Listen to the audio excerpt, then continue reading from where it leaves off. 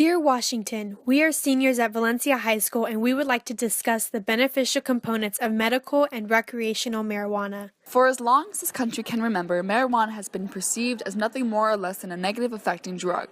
There have been decades of closed minds looking at the drug and seeing only a poison on the youth and the easily swayed individual. We met with Mr. Sander and he shared with us his experience with marijuana. 62 is when I started, 69 is when I started high school and graduated in 1972, and that's the start when marijuana first became known and it was getting popular and kids started using it and other parents were telling you how bad it was, and all the kids were trying it and we were like surprised when friends we knew would try it. We just thought like, couldn't believe that our people were trying it, and then more and more people were doing it, and until it became so prevalent that you couldn't go to a party, you couldn't go to a gathering or a group without somebody lighting up or smoking. You just smelled it everywhere. It was all over everything. So until I went into Vietnam in 72, got out in 75, and while I was in, it was real prevalent in the service. There were guys who smuggled aboard ship. They had areas aboard ship where they could hide out and smoke the marijuana until they started doing drug testing in 74.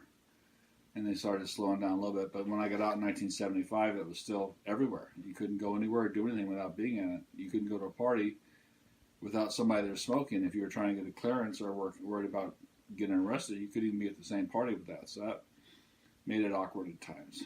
But it was, I remember when it first got started and people were all against it. It was bad, and then more and more people started using it until pretty soon it was just as commonplace as cigarettes practically.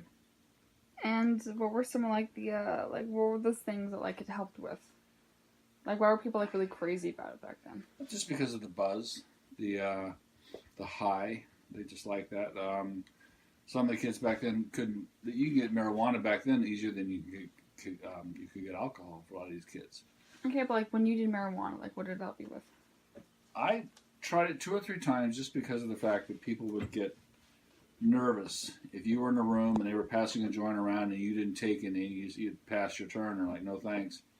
People would get nervous, thinking oh, maybe he's a narc or maybe he's gonna tell on us or turn us in or whatever. So I would just take hits occasionally just to kind of make people feel at ease with me being there, but I never got anything out of it until one night I was at a party and I decided to celebrate because I was going to hook up with this girl, and I wound up getting just giggly, silly, goofy in a corner until it turned her off, and it cost me sex. And after that, I never forgave it, never tried it again. I was bad at it. God forbid. Yes, but it was a euphoric kind of silliness feeling, but it I got buzzed, I got drunk without the hangover. Okay. Yeah, thanks, Dad. Recently, marijuana has been used in the mainstream medically. It is most used to treat certain forms of anxiety and depression. The chemical in marijuana has been proven to help with some of the most severe cases of clinical depression if used regularly. We had the opportunity to interview Cole, a student at Valencia High School who uses medical marijuana, and he shares with us how America views the drug.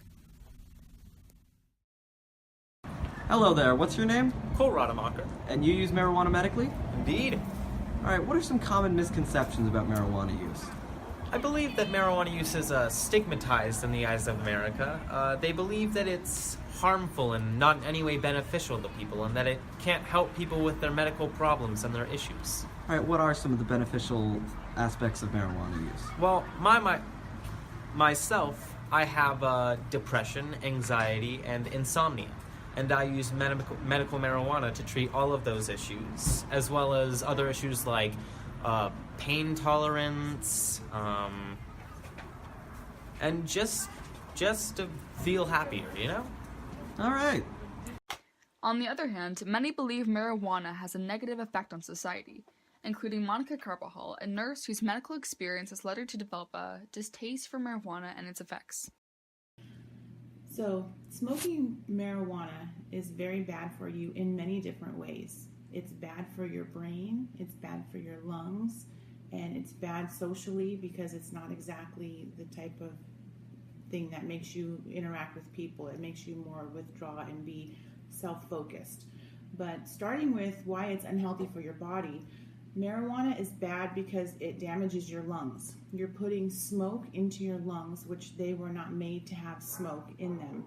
And if you think about the people who grow marijuana illegally, they don't really care about what they're doing to the user. So they can spray any kind of pesticides on their product because all they really care about is getting your money. So you're potentially smoking not only the actual marijuana, but whatever pesticides they spray on it to protect their cash crop. So you can't trust the people who are growing it because they're selling it and growing it illegally in the first place. So they're going to put whatever they want on it.